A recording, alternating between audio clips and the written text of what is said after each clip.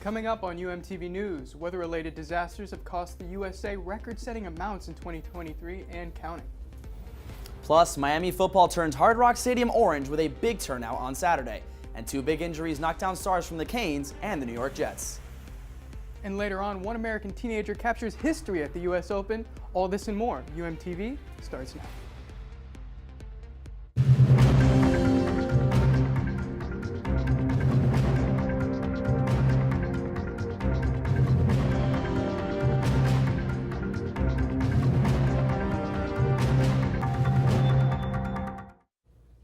Hello and welcome to UMTV News. I'm Daniel Toll. And I'm Finn Wilson. Thanks for joining us. The wrath of Mother Nature has hit the United States in the wallet pretty hard over the past 9 months. Weather officials say storms, twisters, wildfires, and the like have cost the U.S. more than $23 billion so far this year. And 2023 isn't over yet. Hurricane Lee is heading towards the United States and eyeing up parts of North America. It's a serious storm, and I think there's going to be a lot of people caught off guard on the effects. The National Hurricane Center expects that Lee will weaken, but also expand in size and gain speed over the next few days. The fact that it's a wide-reaching storm, I'm worried even if it's not a direct landfall, it's going to impact a lot of folks, and that means power outages inland as the winds are going to go way past the coast. In addition to being left in the dark, some residents may also see heavy rains, gusts of winds, and potential coastal flooding. Right now, the probability of tropical storm force winds across portions of New England is about 10 to 20% as of right now. Could that change? Yes, possibly. The presumed damage caused by Lee will be added to the already record-breaking tab that the U.S. racked up this year from weather-related catastrophes. The National Oceanic and Atmospheric Administration says that in 2023, the U.S. has had 23 disasters that cost at least $1 billion each. That passes 2020's previous record of 22 such incidents. The price tag in all these weather problems have hit the Federal Emergency Management Agency's Disaster Relief Fund. FEMA administrators Danny Kistwell says if it isn't replenished soon, it could soon go broke. The U.S. House of Representatives is back in session. At the top of Republicans' minds, an impeachment inquiry for President Joe Biden. House Speaker Kevin McCarthy is endorsing the impeachment inquiry, and he says the Treasury Department has flagged more than 150 transactions of the Biden family and other business associates. I am directing our House committee to open a formal impeachment inquiry into President Joe Biden. This logical next step will give our committees the full power to gather all the facts and answers for the American public. That's exactly what we want to know, the answers. The White House spokesperson describes McCarthy's decision as, quote, extreme politics at its worst.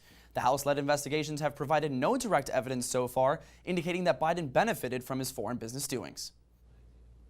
A Food and Drug Administration committee has confirmed that what you already know. Fake Soffe doesn't work at all. Back in 2006, cold medications containing were removed behind pharmacy counters because the drug could be processed into the methamphetamine.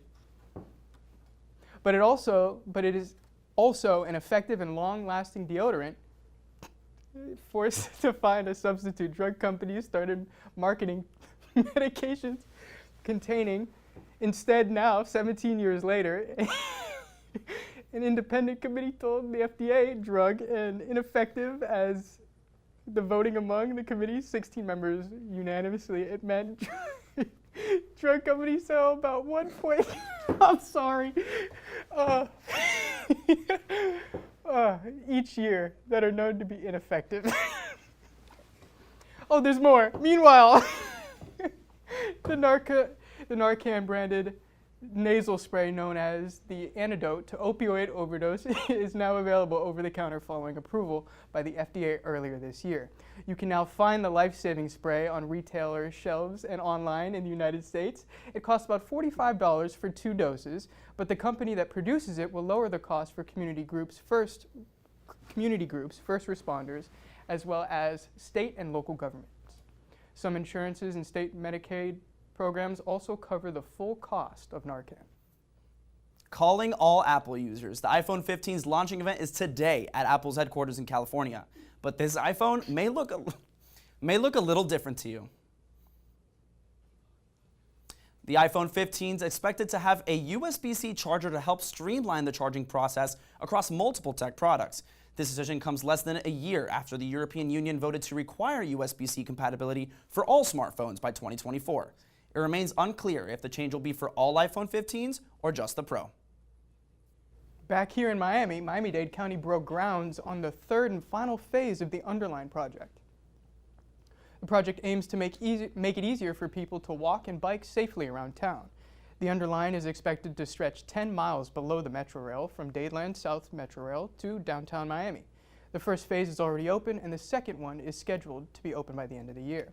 Several states and city representatives, including District 7 County Commissioner Raquel Regalado, were at the groundbreaking ceremony for the third phase of the project today.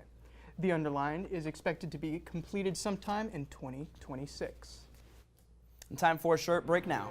But don't go anywhere, because there's more ahead on UMTV News. Students across the U have been on edge after Miami football player Cam Kinchen suffered an injury on Saturday. We'll bring you an update on his recovery. Plus, learn how a UM tennis player has taken the internet by storm, helping anyone become a professional athlete. We'll be back here after a short break.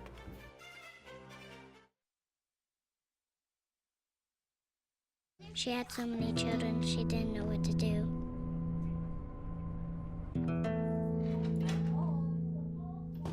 She gave them some broth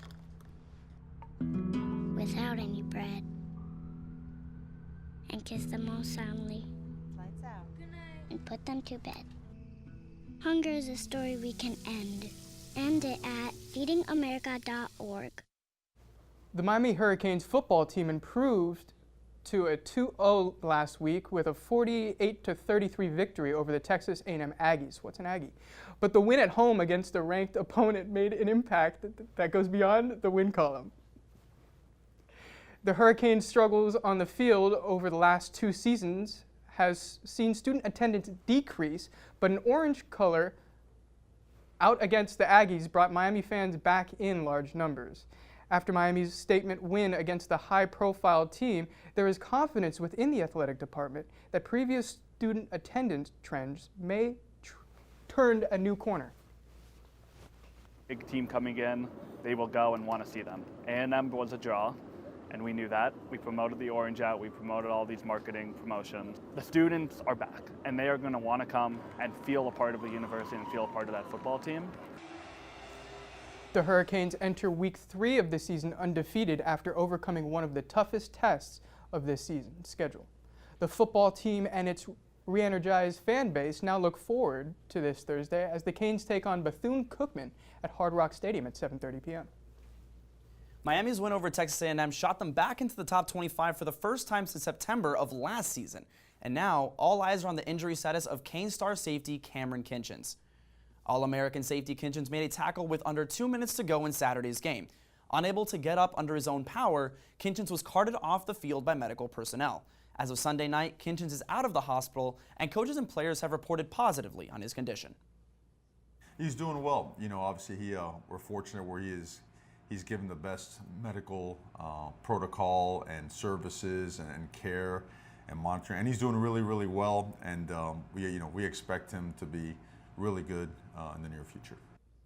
As of right now, there is no update on when Kinchens will return. And speaking of athletic injuries, the New York Jets starting quarterback Aaron Rodgers is set to miss the rest of the NFL season after tearing his left Achilles. The catastrophic injury happened just over 3 minutes into the game when Buffalo Bills edge rusher Leonard Floyd sacked Rodgers and he fell awkwardly. The injury occurred on Rodgers' 4th play of the Jets in his first season playing for the team. The 4-time MVP decided to leave Green Bay, where he'd played his whole career, in favor of New York this offseason. The Jets have released a statement saying this is not the way they wanted the season to go, but Rodgers' commitment to the team will help them move forwards.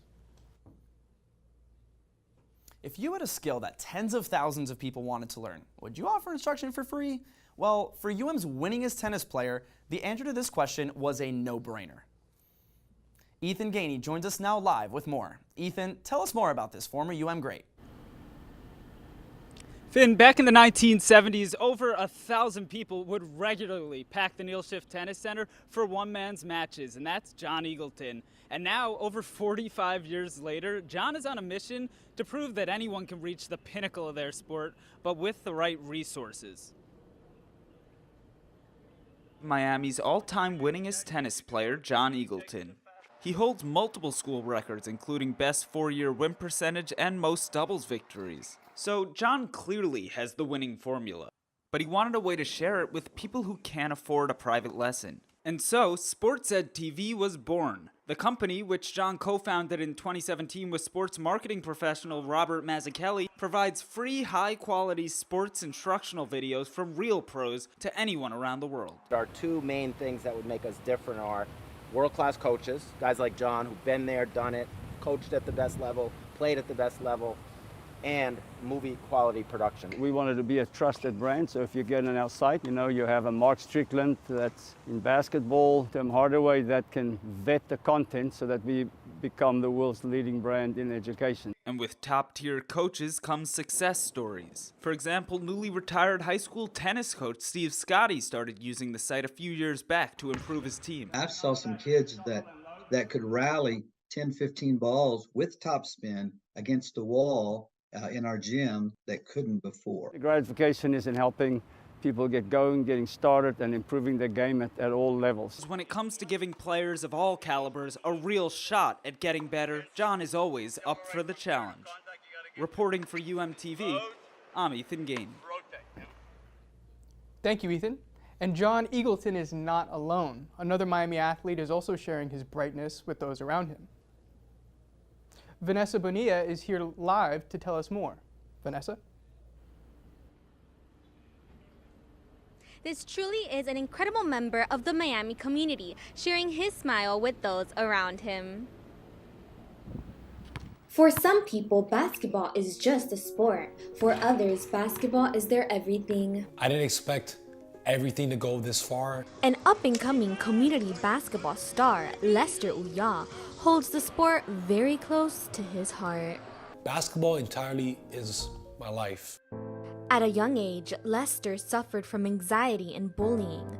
At a time when he saw only darkness, basketball showed him the way. It relieves me from stress, it relieves me from anxiety, sometimes depression when I'm not feeling too great. Basketball was the light that changed his life forever. I've known Lester since middle school, and I've seen how basketball has truly changed not only his body, but his mind and his social skills. And it's just been an overall good experience for him. Of course, at first, basketball was a struggle for Lester, but it was a struggle that taught him resilience. As the months, even a year came by, I always thought to myself, never give up, never give up, never give up. That's literally the main quote that I always think to myself, to never give up in anything. Shot after shot after shot.